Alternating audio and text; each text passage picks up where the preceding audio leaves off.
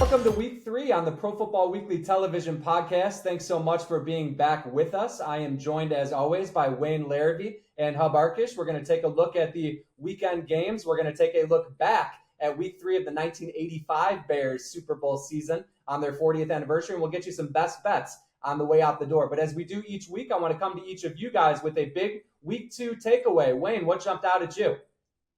Boy, I tell you what, just Kansas City falling to 0-2, and you know that game against the Eagles.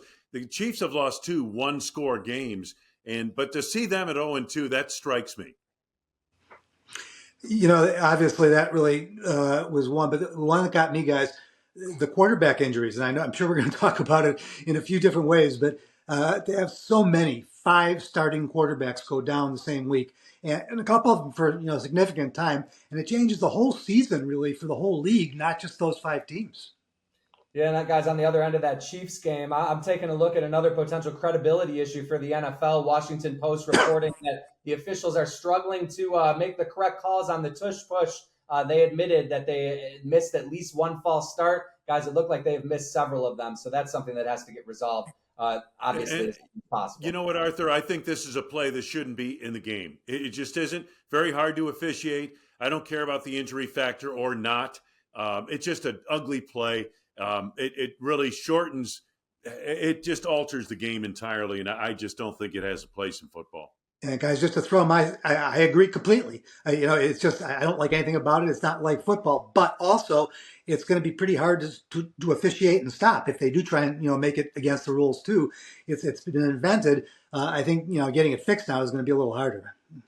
No doubt about it. It's going to be something that certainly bears watching as we proceed here in the season. All right, guys, we're taking a look at the 5 headliner games on what I think Hub already alluded to is going to be kind of a weird slate with a lot of backup quarterbacks, but we'll jump in with a couple good ones right out of the gate. Wayne, I'm coming to you. Los Angeles Rams, Philadelphia Eagles, another big test for the defending champs. Rematch of the NFC Championship game. Ironic that the Eagles just played a rematch of the Super Bowl in Kansas City last week, but this should be a great matchup. I think the thing that made the difference for the Rams down the stretch last year, obviously, was the health of Matthew Stafford, and that's always a factor. But they have a very good young defense, and they can bring heat. And the big key for them will be trying to keep Jalen Hurts in check in this game, and that's going to be a big part of it. But a rematch of this game, it happens again in Philadelphia. We'll see where these two teams are now. Guys, I broke this one down pretty well, and I think the Rams are a better team than anybody realizes. They're actually 8-2 in their last 10 games, and one of those losses is, in the playoffs last year. But you got to look at the Eagles. I mean, the other side of it, they're the defending champs, and more than that, they're, I think, pretty clearly still the best team in the NFL. And, they were a little, slow in the first couple games, but they win them. And that's what they do. They're not the best at any single thing with Philadelphia, but at the end of the day, they find ways to win football games, and they do have enough big-time playmakers to make a difference. Be interesting, guys, to see if they can get a couple more of those playmakers involved. I don't know how much longer A.J. Brown is going to be patient and resorting to his books on the sideline. So it should be fun. We're heading to the Baltimore Ravens, who are hosting the Detroit Lions now. They both appeared to get right in week 2. What did you see watching those two teams? Well, the Ravens, that opener, just, crazy. But you have to kind of chalk it up to that. That happens every once in a while. And so you have to throw it out. You can't forget it because it could happen again, but you have to throw it out. They're still one of the best teams in the league. And then they bounce back and they play strong and, just solid football like they usually do. And they show that they have that much more talent than most of the teams they're playing against. And that's how they're going to beat you. And so I don't think anybody's real worried about the Ravens after that one game, but it was surprising. There's no question about that. Didn't see that one coming. And the thing about the Lions, the other team in this game, everybody after week 1 was saying, well, what's wrong with the Lions? There's nothing wrong with the Lions. They are the Lions, and they're still the best team in the NFC North, and they're still the best team, I think, in the NFC, aside from Philadelphia. I'd love to see a matchup of the Eagles and the Detroit Lions, but I really like the Lions at this stage of the game. This is a huge measuring stick to see where they're at on the road against Baltimore. No doubt about it, and it was scary, frankly, here in Chicago to see the Lions get right, to see that speed on the field, and see them with the chip on their shoulder facing their former offensive coordinator. Wayne, we look next at the Cincinnati Bengals and the Minnesota Vikings. Not exactly the way we drew this one up with the backup quarterbacks, but still plenty of intrigue here.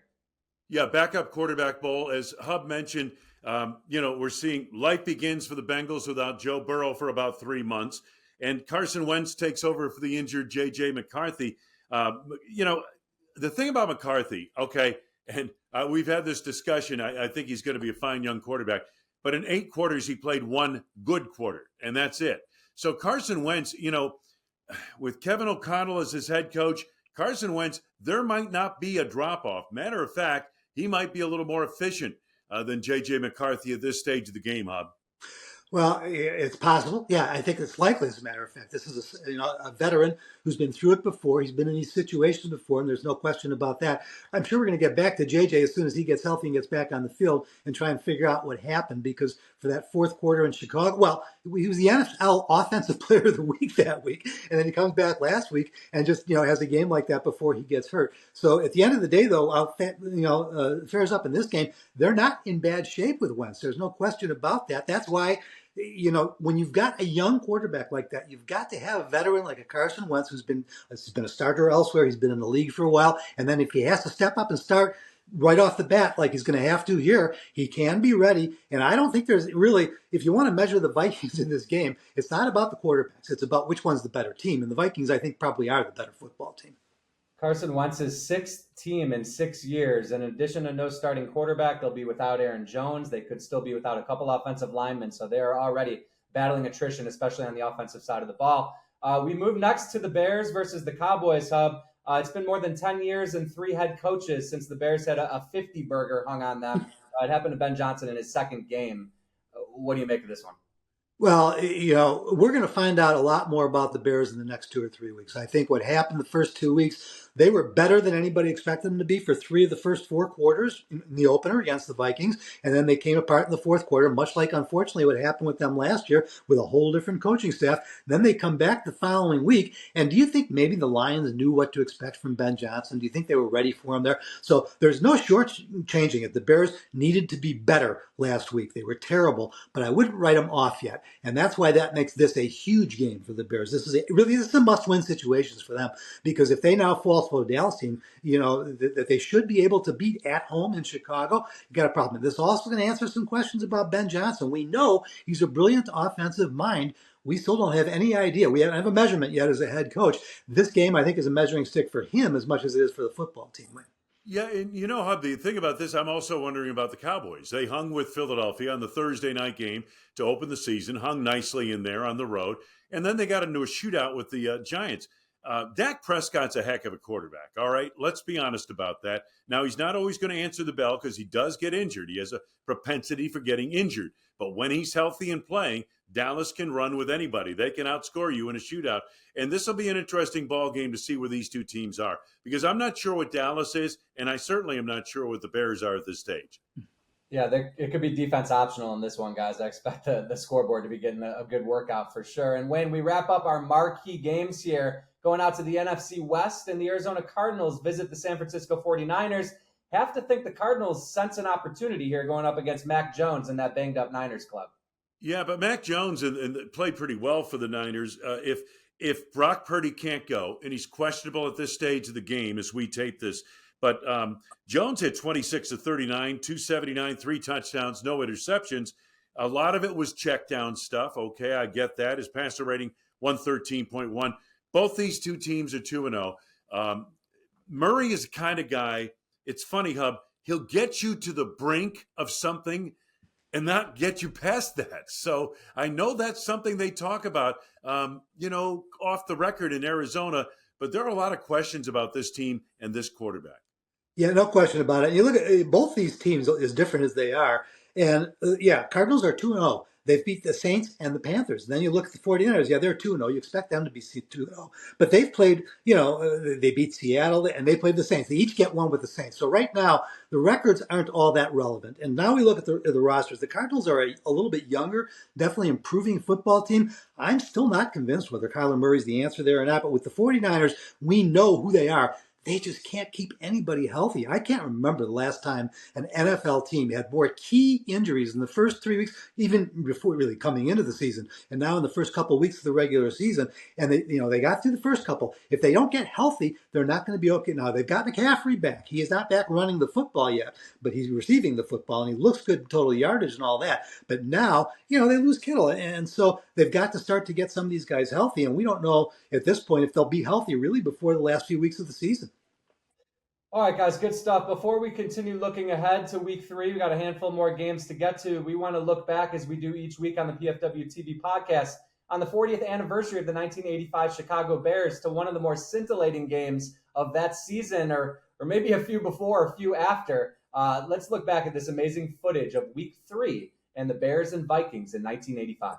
Welcome back. Now, when we talk about the greatest comebacks in Bear history, the third week of the '85 season comes immediately to mind, almost as quickly as it took Jim McMahon to hit a streaking Willie Gault down the middle and lead the Bears to a win. A Hollywood scriptwriter could not have come up with a better ending, as Jim McMahon put on one of the most dazzling performances in NFL history, and on that night became a household name.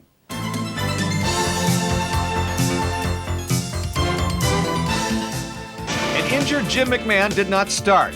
But realizing the magnitude of the game, Jimmy Mack began warming up on the sidelines prior to kickoff. The Bears were trailing the Vikings 17-9 in the third quarter, and McMahon began begging Mike Ditka to put him in. Ditka finally obliged, and it turned out to be one of DeCoach's best moves ever. I hadn't planned on using Jim until I saw him before the game, and he just told me, he said, I understand what's going on. He said, but if you need me, I'll go with you. On McMahon's first play from scrimmage, Walter Payton picked up a blitzing linebacker, enabling McMahon to pick up Willie Gault, who had beaten his man. It was a 70-yard touchdown and a 17-16 Viking lead.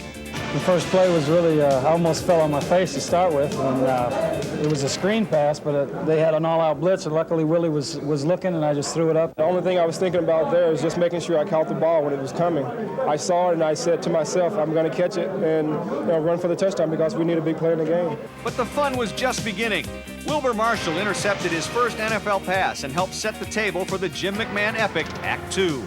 McMahon rolled left, nearly across the sideline, when he saw Dennis McKinnon streaking right to left. McMahon let fly. The play covered 25 yards, and the Bears took the lead 23-17. 6 plays later, the McMahon-McKinnon connection struck again, this time for 43 yards. 3 touchdowns in a span of 5 minutes, 23 seconds, and the Bears led 30-17. I must have been blessed tonight. I can't explain it. I don't know what he sees or how he sees what he sees, but he does it, and he's a great competitor, and I don't know. I guess the guys just come up a level higher for him. The McMahon miracle was now part of NFL folklore as the Bears rallied from an 8-point deficit to win 33-24. That's an AFC West game. A nationwide TV audience got their first glimpse of an NFC Central team charting a course to a championship. Well, they charted a course to a championship, and number 74 in your shot with Jim McMahon is good enough to join us today. Jim Covert's great to see you, Jim. And first question, what were you saying to McMahon there? Do you remember? Well, that was on a if you remember that play, it was a screen pass, and Willie just ran a guy off, and Jim threw it up, and Walter made a great block inside. But on that play, I was pass blocking, and Matt knocked me off, and I fell down, and my guy came and hit Jim. I just wanted to let him know that it wasn't my guy that hit him. Matt knocked me off. All right, now, at that point, you're in your third NFL season. You're on your way to the Pro Bowl. You'd seen quite a bit around the NFL, but had you ever felt anything like what went on in the field that night? What were the emotions like with the whole team? What was going on in the huddle there? Well, we were behind, and Steve was quarterbacking, and Jim really wanted to play that game. And listen to the clip there, it's right. I think we did play at a little bit different level, and we wanted him to be out in the field. It just wasn't going to happen because he was injured. And we knew that there was a lot riding on this game. We needed to keep the wins coming, and he just did a great job. So there was a lot of emotion in that game. All right, now, you can tell us now, it's 10 years later. After the second or third touchdown, did you have any good lines about Ditka in the huddle? I don't know about that. I just know that we had some bad games up in Minnesota for years, and when we went up there in '83, I think the tide started to turn, and we had the confidence to go up there and win, and so it worked out real well for us. The most striking memory from that Super Bowl season, what's the one thing that still to this day really sticks out with you? I don't know. I just think from my perspective, it was a camaraderie that we had, and a lot of guys. When I first came to the Bears era, I think there was a real division line between the offense and the defense, and the defense really fostered that. They won games, and the offense didn't have anything to do with it. And I think that Mike Ditka had a lot to do to erase that. And we ended up having real successful seasons, but we became a close team that year, and everybody had the selfishness and all the things that were there before were put away, and we were able to put together a great season. And hey, things that happen individually in your life aren't as important as something that happens as a team. Well, that was a pretty spectacular game and a pretty unique game, I must say, guys. I know Jim McMahon, certainly his calling card became the toughness, and we saw the great comeback. We saw him fighting through the injury. I don't know, though, if we really equate, Wayne, Jim McMahon with, downfield explosive passing, but that was certainly what kind of, was the catalyst in that amazing comeback. One of the best in Bears history. Yeah, it was amazing. He spent 3 nights in Lake Forest Hospital with his injury, and then came out and was trying to convince Ditka to start him in the warm-ups, and Ditka would have none of it. They were flailing away. Nothing was going right. The Vikings were on top. We're up in the Roller Dome, as Ditka used to call it, in Minneapolis. And then finally, out of desperation, he says, okay, the hell with it. Put McMahon. Let's put Jimmy, go in there. And it's like his first pass is he got a great block from Walter Payton on the linebacker who was blitzing on the play and hits Willie Gault down the middle. And boy, they were off to the races from there. It was an incredible night, Hub. I'll never forget it. The passing of Jim McMahon, the deep balls, everything that he threw downfield, they caught. And it was one of those games, and an incredible turnaround.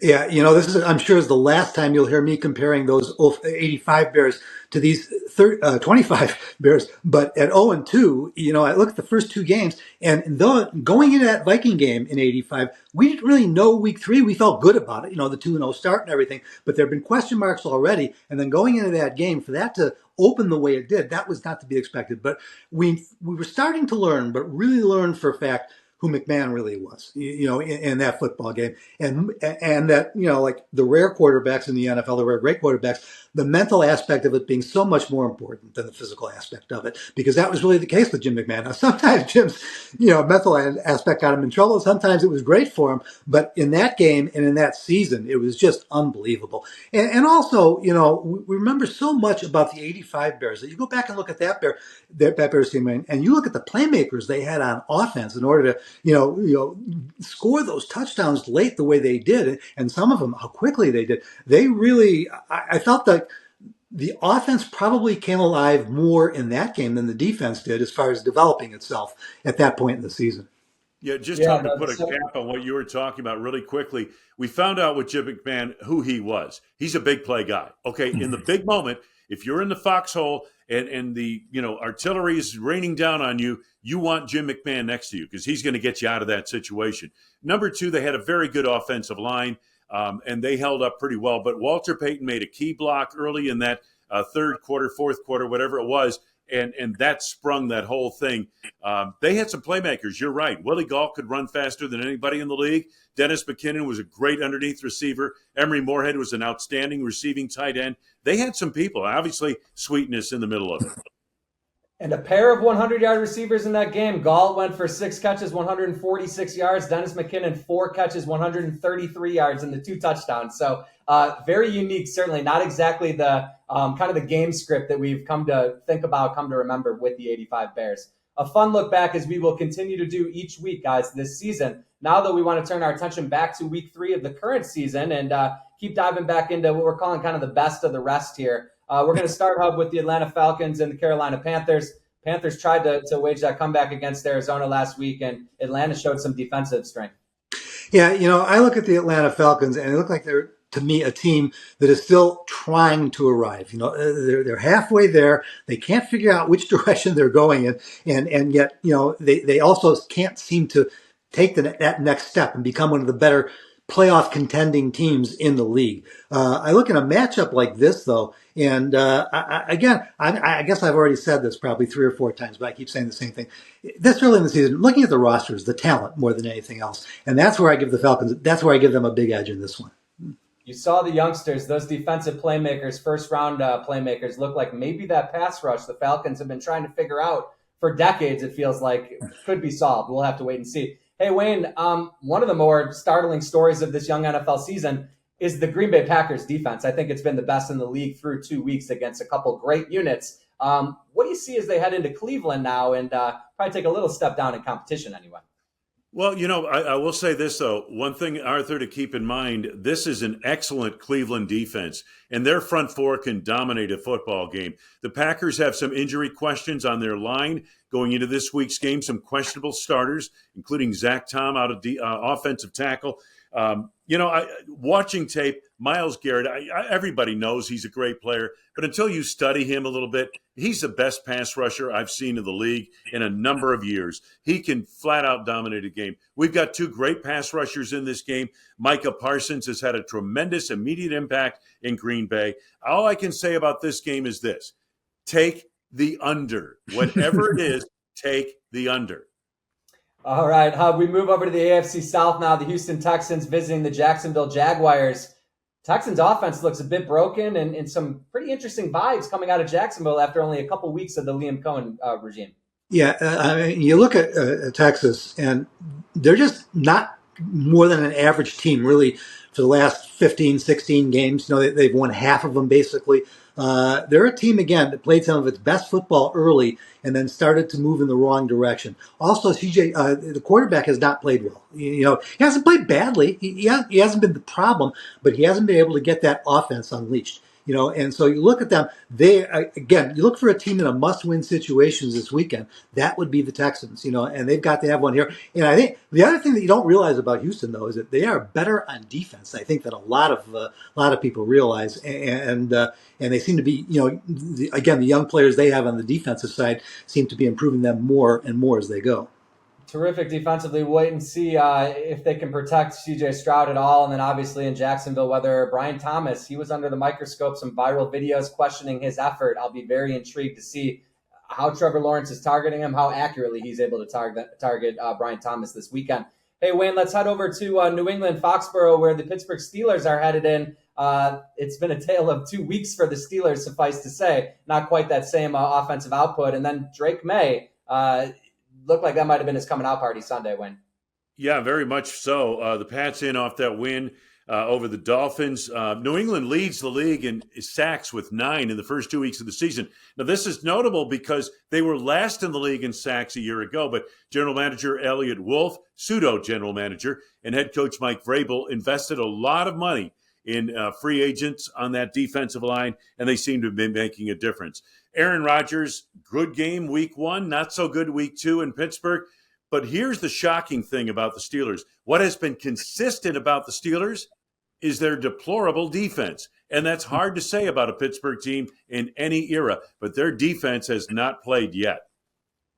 Let's take a look. You're back in the AFC South with the 2-0 Indianapolis Colts visiting the 0-2 Tennessee Titans. I feel like I owe the Colts an apology already. Daniel Jones, I think it's part Daniel Jones, part Shane Steichen, but they're positioning him to succeed right now, and they're playing excellent football. Yeah, I'd like to be able to say that this one really excites me, but it's more the 2-0 Colts that interests me. I mean, the Titans are a team, in the middle of a rebuild, and they're not quite in the middle yet. They're going from the bottom up. So, I think they've got a ways to go. And I think that, against an average team or maybe, but when they get in with the Colts, and right now the question is, who are the Colts at 2-0? You look at the way they've won those first 2 games, they've been pretty impressive. You look at the way their defense has played, didn't see that coming at all. And this team has been, I mentioned earlier in the podcast about another team, a team in the middle trying to decide which direction they were going to go. That's where the Colts have been the last couple of years too. And they look like maybe getting ready to move in the right direction, move right on. But I definitely would like the Colts in this one. All right, Wayne, we're headed out to Washington. The Commanders hosting the Las Vegas Raiders. The Raiders obviously took one on the chin, 3 Geno Smith interceptions. And in Washington, they are concerned about their franchise quarterback. I can't quite tell the level of concern, but it sounds like they're going to play it safe, and he's probably not going to play Jaden Daniels, that is, this Sunday. That means veteran Marcus Mariota will get the start. I mean, you've got to have a backup quarterback. He's a good one to have, and he can win a football game for you. The Raiders are making their second East Coast appearance in the first 3 weeks of the season. That's a lot of travel on them. They suffered 3 Geno Smith interceptions in the loss to the Chargers. the Chargers are a good football team, a really good football team from what I've seen in the first 2 weeks. I don't know much about the Raiders in terms of how good they're going to be, but I think the Commanders are good, and the Commanders should win this game. The really good Chargers, I think we all agree, they put on a couple good pieces of film in the first 2 weeks, are going to host the Denver Broncos, Hub. Pretty mixed bag for the Broncos. I don't know where that potentially league-leading defense was Sunday, letting up, in the 30s versus the Colts. They were a sieve. What do you see in this one? It's an interesting matchup, I think, because with the Chargers and the Broncos, it looked like the start of the season at 0-0 that they were both going in the same direction. Right now, the Chargers, I think, clearly moving up. Harbaugh's got them going in the right direction. They've upgraded in talent this year. They're going to have, I think, with half of the kind of running game that they really hope to have. I look at the Broncos, and I'm not sure what direction they're going in, and I'm not sure if they ever got there. I think that they were really close to being a top 8 team. But right now, they look to me more like another one of those 10-win teams. They're gonna win games that they should. They get in a matchup like this, though. I think they may be in a little over their head, and I think they could be in trouble in this one. All right, we close out here, guys. We're going to leave a couple games on the board here. We're going to close out our Week 3 preview with the Kansas City Chiefs at 0-2, and we know historically, I think only about 12% of 0-2 teams go on to make the playoffs. We also know the Kansas City Chiefs and Patrick Mahomes aren't like any other team. When they head out to New York, Russell Wilson coming off a career high 454 passing yards. Can he do anything similar again, and do the Chiefs get off the schneid? The Chiefs are a much better defense than the one he faced in Dallas. Trust me, they are much better. The thing about the Chiefs that struck me is Patrick Mahomes is leading this team in rushing, okay? That's a problem, boys and girls. That's a major problem for the Kansas City Chiefs. That can't be the way they conduct offense. But at any rate, the Chiefs 0-2, I don't think there's any question they're going to go into the Meadowlands and get a win, get this thing turned around. Because the percentage you mentioned about 0-2 teams making the playoffs, it gets even lower for 0-3 teams. Arthur, real quick, the Chiefs are not like any other 0-2 team. When you look at their first 2 opponents, this is the Giants this week. Don't forget that too. So I think they're a lot more like the Chiefs this week than they did the first 2 weeks. It should be a good get-right opportunity. I am a little intrigued, a little anxious to see some playmakers step up for Patrick Mahomes. That's a great stat from Wayne about him leading the team in rushing. He's having to do basically everything for them right now. So we'll have to follow that one closely. Suffice to say, guys, we're moving to our best bets for Week 3. I'm coming right back to you, Wayne, and I think we're going to talk a little bit more about the Chiefs. Yeah, I like Kansas City in this spot. I think there are certain situations where you get a situation like last week, Chicago-Detroit. Okay, there was no way Detroit was going to lose that game. Absolutely no way. I would have bet the mortgage on that. I would have bet whatever. But this week, I think that kind of game to me is Kansas City and the Giants. I think Kansas City wins the game and covers the spread. Yeah, I know, Wayne. Arthur, I don't want to sound like a copycat, and we'll never pick the same game. But I picked the Chiefs an hour and a half before we got together to do this podcast, and I think they made the lock of the year. I look at this situation, and I'm not a Chiefs lover. I don't see the Chiefs back in another Super Bowl this year. I think they'll probably be back in the playoffs. I think they're still a pretty good football team. But in a game like this, after the 0-2 start, with the need and the ability to face something like this, I think the Chiefs are just in an unlosable situation. And I see the Chiefs winning by at least 3 touchdowns. But, I think the Giants defense, that front 4 they have, that front 7 that the Giants have, can create some havoc against Kansas City offensive line that has looked a little shaky in the first 2 weeks of the season. All right, guys. Kansas City Chiefs laying 6 points. Both Wayne and Hub like them this week. We don't mind copycats as long as we win some money. I'm going to try and win us some money for the first time on this podcast. I'm going to Cincinnati, and actually their backup quarterback, Jake Browning, finding the bell cow running back Chase Brown at least 3 times. I think he's going to look to that security blanket early and often. Just 3 catches get you plus money. So I like the look of that. And Pro Football Weekly Television president Jim Kizios has a spicy 5-leg money line parlay for you. Gets you 2-1 on your money. Likes the Buffalo Bills, the Green Bay Packers, the Tampa Bay Bucks, Seattle Seahawks, and Baltimore Ravens. That $100 bet is going to return $210.